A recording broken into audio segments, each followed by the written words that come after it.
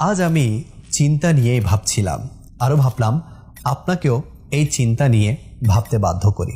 কেননা যদি চিন্তা করি সব কিছুই গড়ে ওঠে চিন্তার মাধ্যমে, আর চিন্তা না করলেও এমনিতেও চিন্তা চলে আসে।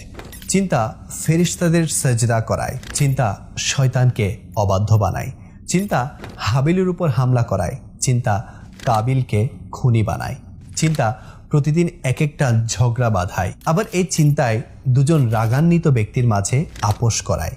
আহা, চিন্তা হৃদয়ে ঝড় তোলে, আবার চিন্তায় অন্তরে শান্তি মিলে। তাই বলতেই হয়, চিন্তাই বার্ধক্য, চিন্তাই যৌবন, চিন্তাই স্বাধীনতা, চিন্তাই দাসত্ব, চিন্তাই ভালোবাসা, চিন্তাই ঘৃণা, চিন্তাই আকাঙ্ক্ষা, চিন্তাই আক্ষেপ, চিন্তাই ঐশ্বর্য, চিন্তায় দারিদ্র, চিন্তায় অবসর, চিন্তায় বিশ্রাম, চিন্তায় গড়ে তোলা, চিন্তায় ভেঙে ফেলা, চিন্তায় নিঃস্ব, চিন্তায় সম্বল। আর যদি চিন্তা খোদার হুকুমে চলে তবে সেই চিন্তায় খোদা ভীতি মিলে। আল্লাহ পাক সকলকে সুচিন্তা করার সৌভাগ্য নসিব।